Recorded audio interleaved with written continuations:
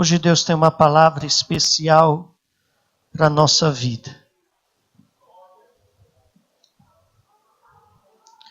Abra a tua Bíblia em Marcos 6, versículo 45. Glorificado e exaltado seja o nome do Senhor.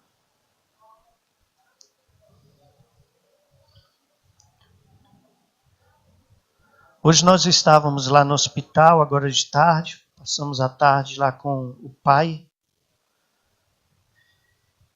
E ele brigou feio comigo, porque enquanto eu estava lá, deu umas 5 horas da tarde, ele olhou para baixo e ele viu que ele estava de fralda. E ele não estava de calça. Ele olhou para mim e falou: cadê a minha calça? Aí eu falei: o senhor não precisa de calça, o senhor está de fralda. Eu quero a minha calça. Então tivemos que providenciar urgente uma calça para ele, porque ele tinha que vir para a igreja para pregar hoje à noite.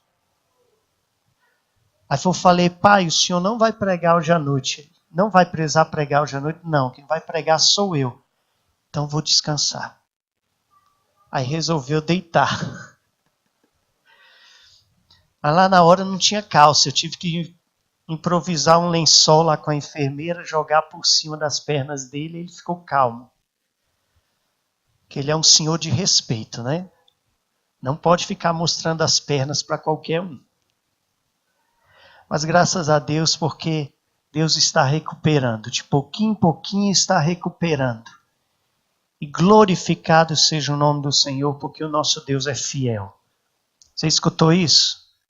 O nosso Deus é fiel. E a sua fidelidade dura para todo sempre. Amém? Amém, minha querida? Vamos ler a palavra do Senhor. Aqueles que encontraram, digam amém. Aqueles que não encontraram, digam: espere um pouco, pastor.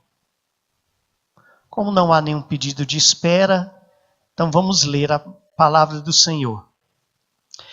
Logo a seguir, compeliu Jesus os seus discípulos a embarcar e a passar diante para o outro lado, a Betsaida, enquanto ele despedia a multidão. E tendo-os despedido, subiu ao monte para orar. Ao cair da tarde estava o barco no meio do mar, e ele foi sozinho em terra. E vendo-os em dificuldade a remar, porque o vento lhe era contrário, por volta da 4ª vigília da noite, veio ter com eles, andando sobre o mar, e queria tomar-lhes a dianteira. Eles, porém, vendo-o andar sobre o mar, pensaram tratar-se de um fantasma e gritaram, pois todos ficaram aterrados à vista dele. Mas logo lhes falou e disse: tende bom ânimo, sou eu, não temais. E subiu para o barco para estar com eles, e o vento cessou, e ficaram entre si atônitos, porque não haviam compreendido o milagre dos pães, antes o seu coração estava endurecido. Querido Deus e eterno Pai, que não seja eu que fale essa noite, Senhor, porque nada tenho a falar, mas que o Teu Espírito me use, Senhor, para falar em cada coração, em cada vida que esta noite, e que Tu possas, Senhor, trabalhar dentro de nós, na nossa mente, no nosso coração, na nossa vida, e que possamos sair daqui cheios de Ti, da Tua presença, do Teu poder e da Tua graça. Te agradecemos por tudo, em nome de Jesus. Amém, amém e amém. Graças a Deus. Podeis assentar, meus irmãos. Permaneçam com as suas Bíblias abertas, não feche a sua Bíblia. Este relato da palavra do Senhor é um relato interessante e muito cheio da unção. Quando nós observamos essa parte da palavra do Senhor, nos enchemos de gozo, de júbilo, pelo que Deus pode fazer nas nossas vidas. Mas antes mesmo de acontecer este fato dos discípulos no mar da Galileia e Jesus andando por sobre este mar, nós vamos observar que Jesus havia feito muitos milagres. E diante dos vários milagres que Jesus e os discípulos estavam fazendo, eles estavam cansados. E Jesus propõe um descanso. Jesus propõe que ele e os seus discípulos deveriam descansar. Entraram num barco e resolveram seguir um curso diferente da multidão. Mas a multidão sabia para onde Jesus iria, sabia onde aquele barco iria parar. E naquele momento, aquela multidão se adiantou. Quando Jesus chegou à praia, já viu a praia lotada, cheia de gente. E naquele instante, Jesus não teve raiva. Jesus não ficou irado. Jesus não disse, poxa, eu queria descansar. Eu queria acalmar um pouco, deitar a minha cabeça. Não queria continuar esse trajeto. Mas não. A palavra do Senhor diz que Jesus olhou para aquelas pessoas e ele sentiu íntima compaixão. Ele sentiu desejo de estar com aquelas pessoas, porque para ele aquelas pessoas eram ovelhas que não tinham pastor, pessoas que não sabiam para onde ir, não sabiam o que fazer, não sabiam como andar. E Jesus sentiu compaixão, desejo de estar junto com aquelas pessoas, desejo de estar perto com aquelas pessoas. E quando Jesus esteve com aquelas pessoas, ele deu o pão espiritual. Mas precisava também não somente dar o pão espiritual, precisava também conceder o pão material. E naquele instante Jesus joga esse problema nas mãos dos discípulos, dizendo, olha, alimentem a multidão. E naquele momento um dos discípulos disse, Senhor, olha, se a gente tivesse aqui o salário de um trabalhador que trabalhou o ano todo, nós não teríamos mesmo assim condição de alimentar parte dessa multidão, porque é uma multidão muito grande. E naquele instante Jesus olha para a multidão e olha para os discípulos. Aí aparece um discípulo engraçadinho ali no meio, André. André resolve lançar uma proposta assim meio engraçada. Ele diz, Jesus, ali no cantinho tem um sujeito que tem 5 pães e 2 peixinhos. Ora, o que 5 pães e 2 peixinhos poderiam alimentar uma multidão? Mas naquele instante, Jesus aceita a proposta de André. E Jesus manda chamar aquele menino que tem os 5 pães e 2 peixinhos. E naquele momento, pega aquilo que ele tem em mãos, dá graça e acontece a multiplicação desses pães. Jesus divide a multidão em grupos, grupos de 100, grupos de 50. E quando divide a multidão, Jesus, depois que dá graças e acontece a multiplicação, ele diz, olha, o pouco que esteve aqui na minha mão, que agora é muito, eu passo da minha mão para a mão de vocês, discípulos, e vocês vão alimentar a multidão. Interessante. Às vezes nós temos tão pouco, às vezes nós achamos que não temos nada, às vezes nós pensamos que o que nós temos não vai nos ajudar em nada. Mas sabe, quando a gente coloca o pouco que a gente tem nas mãos de Jesus, esse pouco multiplica. E multiplica não porque nós pedimos, multiplica porque nós agradecemos a Deus pelo pouco que nós temos. Então você quer ser abençoado, irmão?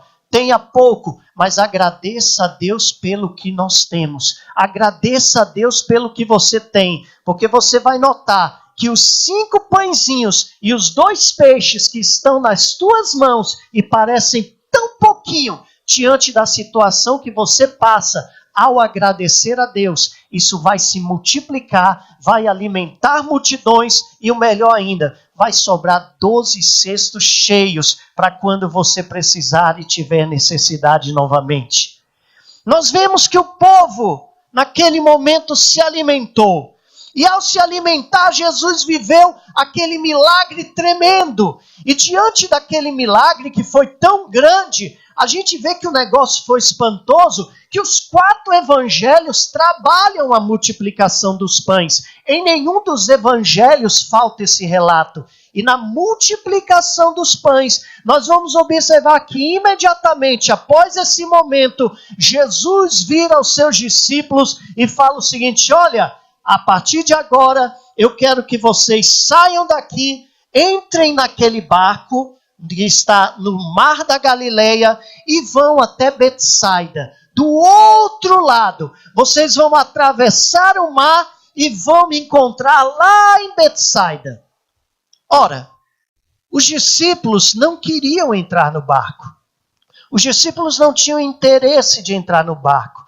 Se você observar na palavra e na Bíblia, Jesus, ele não pede, Jesus dá uma ordem. Os discípulos não obedecem de bom grado, mas os discípulos obedecem porque foi uma ordem do mestre.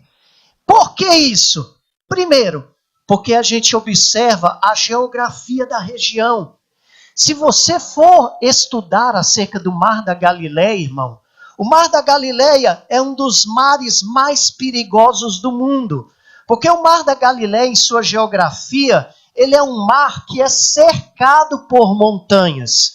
Imagine uma vasilha onde você enche essa vasilha de água, mas você não enche até o topo, enche até o meio. E você tem no meio dessa vasilha uma quantidade de água, mas o resto que chega é as montanhas que cercam aquele local. Então o que acontece? Se eu tenho um local que tem mar no meio e é cercado por montanhas, é óbvio que é um local que vai ventar bastante e vai prender o vento naquele local. Ora, se eu tenho uma região como a região do Oriente Médio, onde é quente, muito vento frio e muito vento quente circula ali. E vento frio e quente, eles não se unem, eles não se emendam. Quando acontece um encontro de vento gelado e vento quente, eles começam a perseguir um outro. Isso que provoca o redemoinho, que provoca o tufão, provoca outras catástrofes grandes com o vento. E lógico, esse local, se você for até hoje lá no Mar da Galileia, são poucos os pescadores que têm coragem de pescar ali. Porque eles relatam o seguinte: de uma hora a outra pode surgir uma ventania que derruba barcos, que assola barcos, que faz com que muitos barcos venham a pique. Então não é um local onde qualquer um pode navegar. O Mar da Galileia é um local perigoso. E isso foi testado a primeira vez quando Jesus estava no barco e os discípulos quase morreram e Jesus estava dormindo naquele local. Até que Jesus levanta e manda tudo se acalmar. Agora Jesus vira para os discípulos e diz: entrem no barco. Aqueles homens com receio resolvem entrar no barco. E quando entram no barco, Jesus olha para aqueles homens e diz: vão na frente, que eu vou depois. Ora, não sei você, mas se eu estivesse ali naquele momento, eu olharia para Jesus e dizia: ah, Jesus, aí é fácil, né? Aí é mole.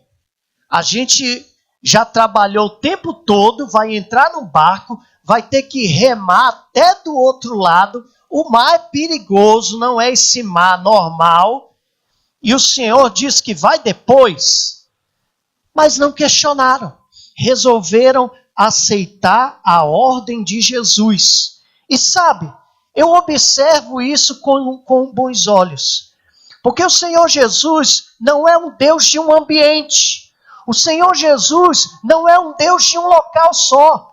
A gente tem mania, irmão, de quando acontece um milagre, a gente transformar aquele milagre numa coisa maravilhosa e o local do milagre também ser um local maravilhoso.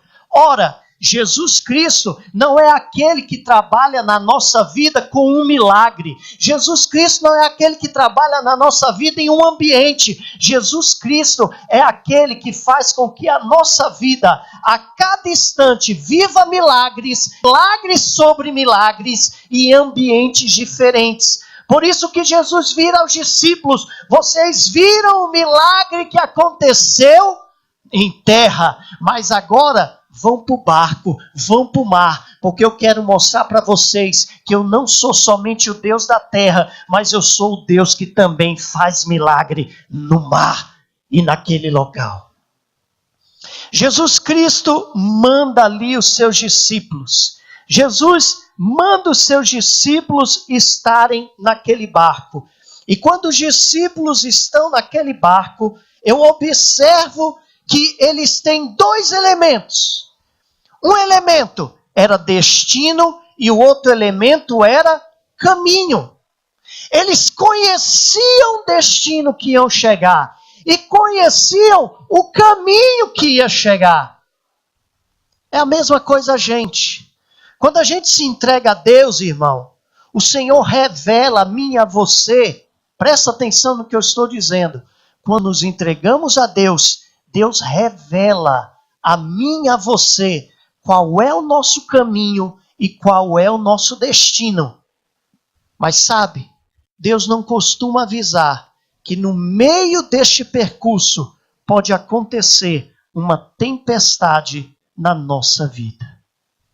E é diante dessa tempestade que a gente vê que Jesus, ele mostra ambiente, ele mostra destino, mostra caminho, mas ele não fala da tempestade.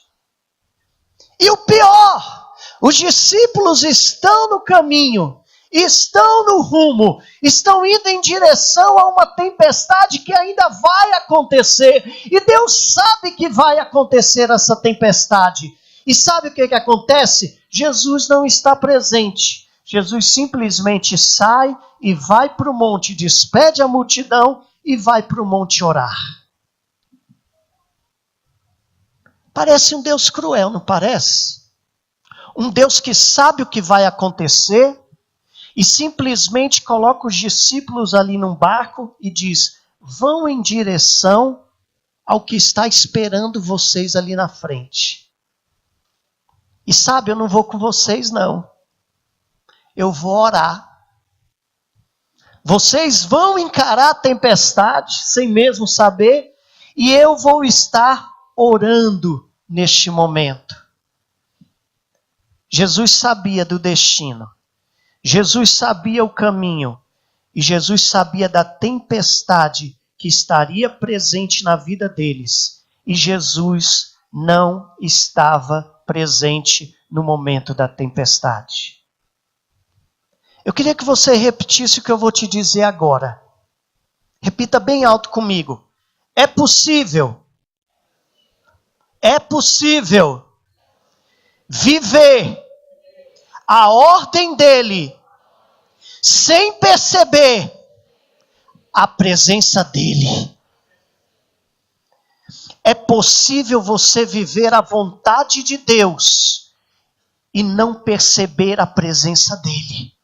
É possível você viver a ordem de Deus. É possível você estar na presença de Deus. É possível você trilhar o caminho de Deus. É possível até você encontrar tempestade. E quem sabe, você não sentir a presença dele. Sabe? Muitas vezes nos encontramos assim. Nos encontramos no meio de uma tempestade, onde nós estamos orando, onde nós estamos pedindo, onde nós estamos buscando, onde nós estamos necessitando, e parece que as minhas orações não funcionam, parece que ele não está presente, parece que ele não me ouve, parece que nada está dando certo, parece que tudo está indo de mal a pior. Mas Marcos, ele é enfático. Marcos, ele destaca no meio do mar da Galileia. A tempestade aconteceu não no início. A tempestade não aconteceu no final. A tempestade aconteceu no meio do mar. Ei, é no meio do mar que eu tenho duas perspectivas. Ou eu continuo meu caminho, ou ou eu volto para a estaca zero. Hoje é dia de decisão. É no meio do mar que você vai decidir. É no meio que você vai decidir. Porque quando eu saio da praia e antes de chegar no mar, a coisa está indo bem. Tudo é ótimo, tudo é maravilhoso. Eu não preciso nem remar, porque o vento é a favor. O vento me leva. Mas quando eu estou no meio, começa a tempestade. E nessa tempestade, eu vou ter que decidir se eu paro de remar e retrocedo, ou se eu continuo remando e sigo adiante. Hoje Deus me chamou aqui, e Deus trouxe você aqui, porque Deus quer te falar através desta palavra. Você está no meio da tempestade, e hoje é dia de tomar uma decisão, hoje é dia de tomar uma posição. Ou você e eu continuamos remando para conseguir chegar do outro lado do mar, ou simplesmente chutamos o balde, jogamos os remos fora do barco e retrocedemos e voltamos à estaca zero. Pastor, estou sem força. A gente rema e parece que não sai do lugar. A gente rema e parece que não consegue sair da posição que nós estamos. E parece que nada vai acontecer, porque eu estou remando há 1 ano, estou remando há 2 anos, estou remando há 3 anos, há 4 anos, e nada acontece. Deixa eu te falar aqui uma coisa. Enquanto os discípulos estavam no meio do mar, no meio da tempestade, no meio daquele momento de transtorno, problemas e angústia, Jesus estava orando. E sabe aonde que Jesus estava orando? Jesus estava orando em cima do monte. E lá do monte, sabe o que acontecia?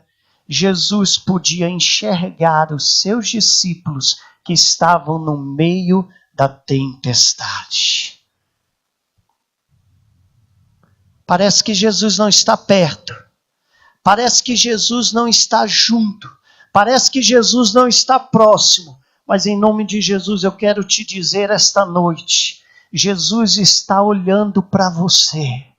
Deus está em cima do monte orando, e está olhando para você, está torcendo por você, está cuidando de você, está vendo o que está acontecendo. Deus sabe qual é a sua posição. Deus sabe aonde você está. Sabe? Eu não sei você, mas eu, na minha época que eu fazia faculdade, eu gostava de, nos momentos assim de folga que eu tinha, que a gente estudava o dia todo, nos momentos de folga, para desestressar, eu gostava de sair lá da faculdade, que era lá no plano, né? E eu ia lá para o Lago Paranoá, lá para um local onde se chamava Pontão. E ali eu sentava embaixo de uma daquelas árvores e ficava olhando aquele lago lindo. E aquilo me acalmava muito. Aquilo trazia assim um refrigério tão bom. E sabe, eu vi uma vez uma pessoa que andava de caiaque lá no meio daquele lago. E eu falei, gente, é tão difícil ver se é um homem ou se é uma mulher, porque é tão distante, tão longe. E eu imagino essa situação. Imagine eu ou você dentro de um caiaque, lá no Lago Paranoá. E lá naquele lago, você andando ali à meia-noite. Vamos colocar aqui um horário, estabelecer um horário. Meia-noite, sem luz natural, sem luz nenhuma de poste, nada. Tudo escuro. Seria difícil ou fácil ver essa pessoa andando ali? A gente poderia subir ali na ponte JK, a gente poderia subir na ponte Costa e Silva e tentar enxergar aquela pessoa que estava ali no lago andando de caiaque. Mas meia-noite, sem luz nenhuma, é muito difícil conseguir encontrar alguém. Sabe? Se para a gente é difícil, num laguinho como esse, que é o Lago Paranoá, imagina num mar gigantesco, que era o Mar da Galileia. Aqueles homens estavam no meio do mar, estavam no centro do mar, e naquele local, no meio daquela tempestade, daquela ventania, de todo aquele transtorno, existia um Deus que estava em cima de uma montanha, orando e olhando, sem perder de vista, os seus discípulos que estavam ali embaixo. Em nome de Jesus, deixa eu te dizer hoje, eu não sei qual é a luta que você está passando. Eu não sei qual é a dor que você está passando. Eu não sei o transtorno que você está passando. Mas deixa eu dizer para você, não desista. Não desista. Porque existe um Deus que Ele não deixa ficar os teus olhos, ou melhor, os seus olhos não ficam longe de você, estão sempre olhando para você, estão sempre fitos em você, e Ele torce por você a cada instante, a cada momento. Esse Deus, mesmo não parecendo estar perto, Ele sabe onde você está. Ele sabe a sua posição. E melhor ainda, a palavra do Senhor diz, sabe o quê? Que ao vê-los lá de cima, Jesus via os discípulos na situação que estavam e sabia que eles estavam cansados de remar. Sabe o que significa? Eu tenho um Deus que Ele enxerga, eu tenho um Deus que te olha, eu tenho um Deus que sabe a tua posição, e o melhor de tudo, Ele sabe como você está. Ele sabe como você está. Ele sabe o local que você está. E Ele sabe como você está. Sabe, talvez pregando aqui em cima, falando, a gente consiga vislumbrar aqui pessoas. E ao olhar para algumas pessoas, a gente vê pessoas sorrindo. E ao sorrir eu posso olhar e dizer assim, ele está feliz, ela está feliz. A gente pode ver outros chorando e dizer, ela está triste, ele está triste, está passando por alguma luta. Mas isto é o que eu posso ver, isso é o que eu posso enxergar, isso é o que eu posso entender pelo ambiente que nós estamos e a condição que nós estamos neste momento. Mas eu vou dizer uma coisa para você, o Senhor Jesus conhece, o Senhor Jesus sabe aquele que entrou aqui hoje e na hora do louvor levantou a sua mão, glorificou a Deus, mas Deus sabe que por dentro ele está chorando, ele está suplicando, ele já não aguenta mais o que está passando. O Senhor Deus sabe, aquele que quem sabe está dando um sorriso, falando, tentando disfarçar, mas Deus sabe que lá dentro do coração ele não aguenta mais, ela não suporta mais, não consegue respirar, não consegue ter vida, porque a tempestade está grande, a tempestade está forte, mas hoje Deus lhe diz, eu sei a tua posição, eu sei onde você está, e eu sei como você está. E é nesse momento, é nesse instante, é desta maneira que nós vamos ver esse mesmo Jesus, que vê o jeito que os discípulos estão, e ele diz, agora vai acabar. Jesus dá um limite, Jesus sabe até onde a gente aguenta. Jesus sabe até onde a gente suporta. E a partir daquele momento, Jesus falou, os discípulos não vão aguentar mais. E ele desce do monte. E a palavra do Senhor diz que ele vem andando sobre as águas para se encontrar com os discípulos.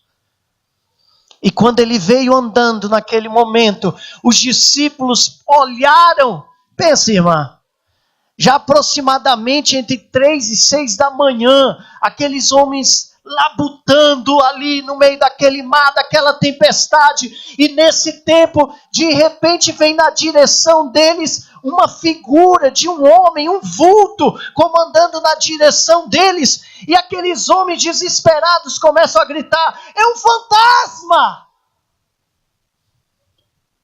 Eu creio que cada um de nós, se estivéssemos na mesma situação, iríamos pensar a mesma coisa: é um fantasma.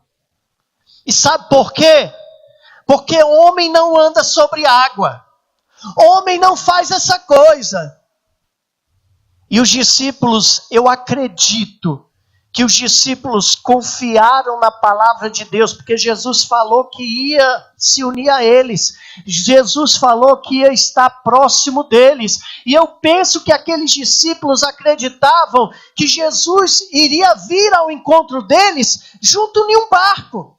Quem sabe dentro de um barco ia chegar ao encontro deles e ia acabar com toda aquela situação de desespero. Mas não foi isso que aconteceu. Jesus veio de um modo que os discípulos não esperavam. Sabe por que a gente fica aflito na vida? Sabe por que a gente fica angustiado na vida? Porque diante das nossas crises, diante dos nossos problemas, diante daquilo, tudo que a gente enfrenta, nós mesmos tentamos arrumar soluções. E achamos que Deus vai resolver os nossos problemas através da solução que nós planejamos. Ei, presta atenção.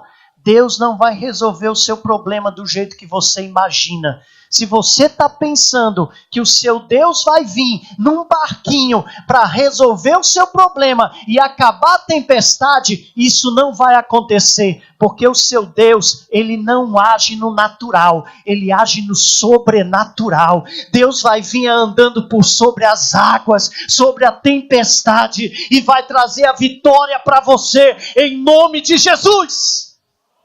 Agora, quando isso acontecer, quando a vitória chegar, quando o Senhor trouxer a bênção, faça-me o favor, meu irmão, de não olhar para aquilo que está acontecendo e parecer sobrenatural e dizer: é um fantasma, porque não é fantasma, é Jesus agindo de um modo que você não espera, de uma maneira que você não espera. Por isso eu digo, diante dos problemas, da luta, não planeje o que você vai fazer. Ore, peça para Deus e deixa que Ele vai vir andando sobre as águas, trazer a vitória para você. Deus não nos abandona. Deus não nos abandona.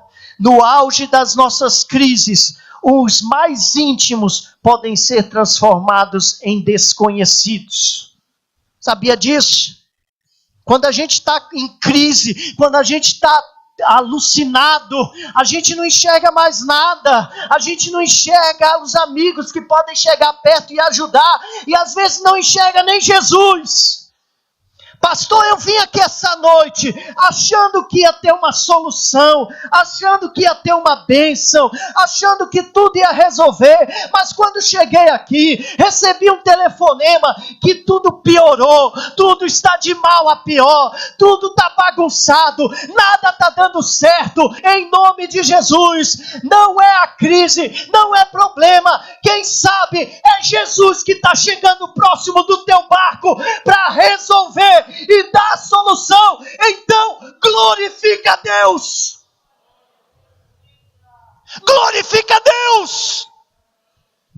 Quando a coisa piorar, glorifica a Deus. Quando o médico disser não há jeito, glorifica a Deus. Quando o juiz disser não tem mais jeito, acabou, glorifica a Deus, porque a última palavra vem do Senhor.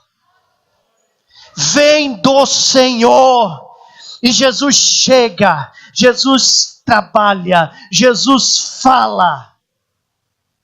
Sabe, irmãos, quando as minhas emoções chegam no limite, antes do milagre de Jesus, Ele vai cuidar dos meus sentimentos. Sabe por que as coisas parecem que pioram quando estão próximos, quando nós estamos próximos da vitória? Porque o Senhor, antes de te entregar um milagre, Ele quer cuidar dos teus sentimentos. Ele quer cuidar de você aqui dentro. O que adianta, Luiz, eu receber um milagre de Deus e continuar sem fé, angustiado, problemático, desesperado? Não. Deus primeiro. Ouça o que eu estou dizendo. Tem gente que precisa ouvir isso aqui. Antes de você receber o teu milagre, Deus não vai entregar esse milagre antes de trabalhar nos teus sentimentos. Antes de trabalhar no teu coração. Deus primeiro vai trabalhar no teu coração, na tua vida, no teu ser, para depois entregar o milagre. Estava vindo Jesus. É um fantasma! É um fantasma! Jesus chega e fala o quê? Acalmem-se. Sou eu. Não tenham medo. Diante da crise que você vive, Senhor Jesus é aquele que chega e diz: te acalma. Te acalma. Sou eu. Não tenha mais medo. Pastor, é a minha casa, está de mal a pior, te acalma, sou eu, Jesus, eu estou chegando, não tenha mais medo. Pastor, é a minha vida, está indo de mal a pior, te acalma, sou eu, Jesus, não tenha medo, confia, deixa Deus trabalhar nas tuas emoções, porque quando você acalmar, quando você confiar, quando você acreditar, quando as coisas parecerem piores e você der um sorriso e glorificar o nome do Senhor, quem sabe para o mundo seja loucura, mas para nós que somos salvos é o poder de Deus. É o poder de Deus. Te acalma. São 3 coisas que a gente vê aqui. A gente vê palavra. A gente vê presença e a gente vê milagre. Primeiro é a palavra. Te acalma. Confia. Ei, acredita. Para. Acalma teu coração. Acalma tua vida. Acalma teu ser. É a palavra. Depois que acontece a palavra, nós temos a presença. Sabe o que é a presença? É Jesus entrando no barco. É Jesus entrando na tua casa. É Jesus entrando no teu trabalho. É Jesus entrando na tua vida. E depois da palavra e da presença, irmão, como consequência, sabe o que tem? O milagre. Não tem para onde correr. Não tem para onde ir. Se eu tenho a palavra e aceito a palavra, a presença de Deus se faz na minha vida. E dessa forma ocorre o milagre dentro do meu coração, da minha vida, da minha família, do meu ser, em todos os aspectos e em todos os momentos. Agora sabe o que eu acho interessante? Por que Jesus provou assim os seus discípulos? Põe aí no versículo 52 para mim, meu amor. Olha só o que diz, para encerrarmos. Pois não tinham compreendido o milagre dos pães, antes o seu coração estava endurecido. O que fez Jesus multiplicar os pães? O que fez Jesus multiplicar os peixes? O que fez Jesus? Qual o ato motivador, o que motivou Jesus a fazer aquela ação de multiplicação? Te respondo agora. Compaixão. Jesus ama tanto gente. Jesus ama tanto as pessoas. Jesus ama tanto o ser humano, que ele sente compaixão e ele não deseja que nada falte para ele, nem espiritual e nem material. Deus não deseja. E Deus, através dessa palavra, ele falou com seus discípulos: olha, eu amo tanto o ser humano, que pode ser uma multidão como esta que nós alimentamos aí, com a multiplicação. Eu amo a multidão. Pode ser também poucas pessoas, como só vocês 12 aqui no barco. Eu também amo vocês.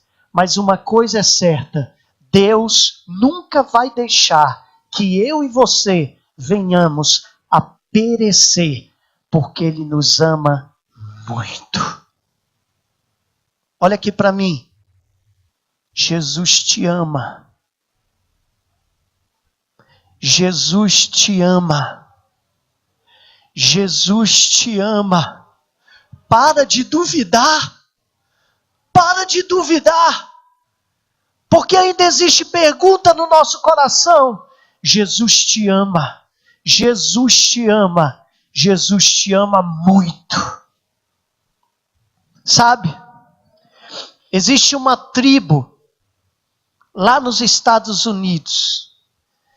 A tribo dos Cherokees. E essa tribo indígena, chamado de os Cherokees, eles têm um ritual. E esse ritual de passagem para que o adolescente se torne homem é realizado da seguinte forma. O chefe da tribo pega aquela criança, aquele adolescente, e aquele adolescente terá que passar uma noite toda na floresta, longe de todos, longe de tudo, sozinho. Mas não simplesmente passar a noite toda sozinho. Ele tem que passar a noite toda sozinho e com os olhos vendados.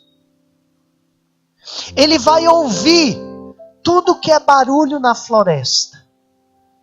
Ele vai sentir tudo que é toque que tem ali na floresta. Ele vai perceber os perigos que existem na floresta. E se aquele jovem não gritar de medo, se aquele jovem não tirar aquela mordaça, dos olhos, se aquele jovem não voltar para a tribo, ele é considerado um homem valente. E ele passa do estágio de adolescente para homem. E sabe, todos aqueles jovens que passaram por isto, não deveriam revelar nada que aconteceu naquele mato, naquela floresta, durante aquela noite. E aquele jovenzinho índio foi. Colocaram a venda em seus olhos, deixaram ele sentado perto de uma árvore, e ali ele ouviu todos os sons, sentiu medo, sentiu desconforto, e naquele momento teve vontade de tirar aquela venda dos olhos, mas pensou: eu tenho que ser homem, eu tenho que ser homem. E aguentou a noite toda de frio e aqueles sons terríveis da mata. De manhã, quando o sol nasceu, aquele jovem pôde tirar a sua venda. E ao tirar a sua venda, do lado dele, sentado perto dele, estava o seu pai. O pai dele passou a noite toda com ele, ali do lado, observando, analisando e vendo o filho. A nossa vida é assim. Quem sabe você não vê ou nem não sinta, mas existe um Deus que está o tempo todo do teu lado. Pode vir tempestade, Ele está torcendo por você. Vai, você vai conseguir. Não desista. Ele vai estar perto de você.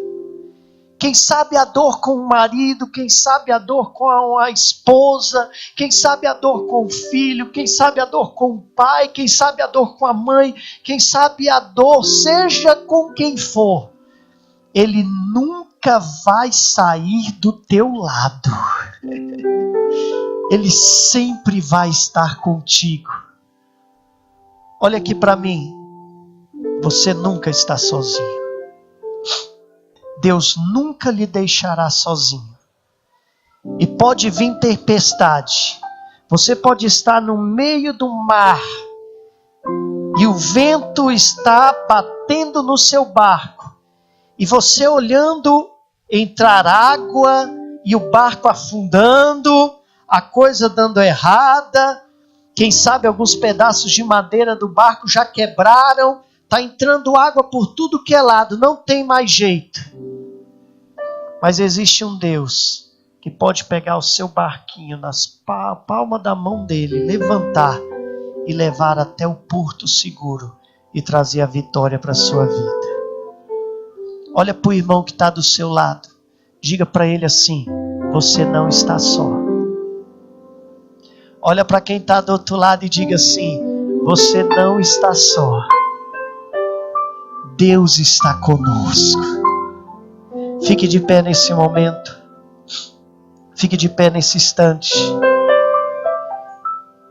Feche os seus olhos. Eu quero orar por você e quero orar com você. Feche os seus olhos nesse momento. Querido Deus e eterno Pai, aqui está, Senhor, o teu filho e a tua filha. Aqui está, Senhor, o meu irmão e a minha irmã. Sabemos, Senhor, que Tu és o Deus que muitas vezes nos tira da terra e nos coloca no mar. Muitas vezes nos tira de uma situação e nos coloca em outra situação. Mas Tu fazes isso, Senhor, porque Tu nos ama tanto. E Tu queres mostrar, Senhor, que Tu tem compaixão por cada um de nós. E que em qualquer circunstância, em qualquer problema ou em qualquer luta, Tu és o Deus que nunca irá nos desamparar e sempre cuidará de nós. Eu não sei a luta que o meu irmão está enfrentando, meu Pai. Eu não sei a angústia que meu irmão está enfrentando. Mas, Senhor meu Deus, eu quero te pedir, Senhor, mostra, revela a ele, revela a ela, Senhor, que Tu estás próximo. Que Tu sabes, Senhor, a posição dele. Que Tu sabes, Senhor, não somente a posição, mas também Tu conhece o coração. Tu vês o quanto o meu irmão e a minha irmã está sofrendo. Mas Tu és o Deus que vai olhar e vai saber e vai torcer para que eu e meu irmão não venhamos a desistir no meio do caminho. Porque se chegamos aqui até no meio da luta, o resto do caminho é bonança. Porque Tu vais entrar no nosso barco e vai trazer vitória a cada um de nós. Por isso, Senhor, ajuda-nos a descansar em Ti. Ajuda-nos a descansar na Tua presença. E ajuda-nos a estar diante do Teu altar. Ainda de olhos fechados, cante comigo essa canção. Ainda com os olhos fechados, cante comigo essa canção. Ela fala muito comigo. E ela tem a ver com a mensagem que foi ministrada hoje. Feche os seus olhos, você conhece essa canção.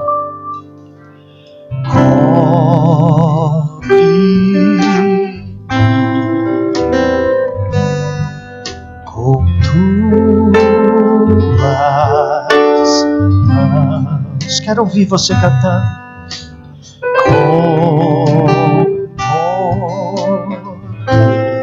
Vem me esconder, Senhor.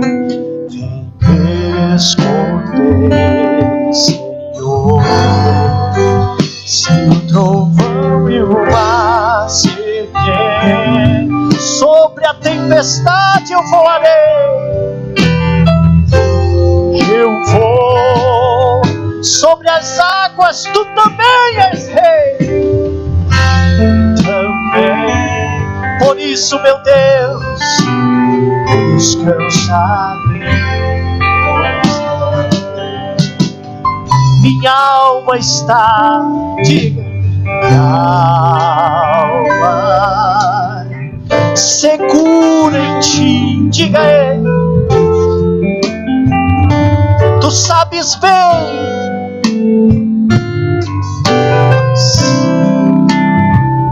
que em Cristo firme eu estou, cante. Por isso você pode dizer: se o trovão e o mar se erguer, sobre a tempestade eu voarei. Sobre as águas tu também és rei. Por isso, Senhor, descansarei. Se o trovão e o mar, diga, se o trovão e o mar se erguer, vem, cante, irmão, declare. Sobre a tempestade eu voarei. Sobre as águas tu também, és rei, Senhor, descansarei. Descansarei,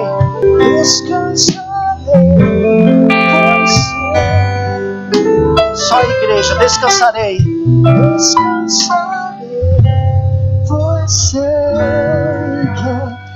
Descansarei.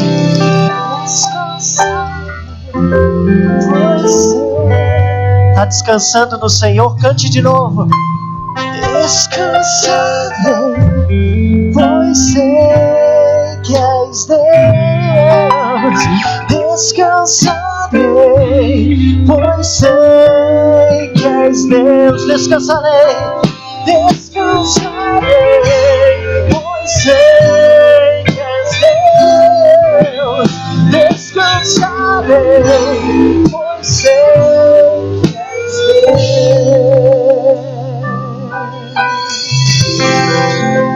Aplauda o nome do teu Deus. Descansa. A sua função é essa: descansa em Deus e o mais Ele fará. Amém? Pastora Geise, cadê?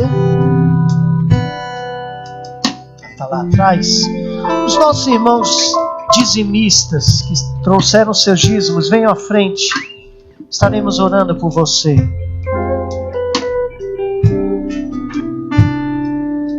A paz do Senhor.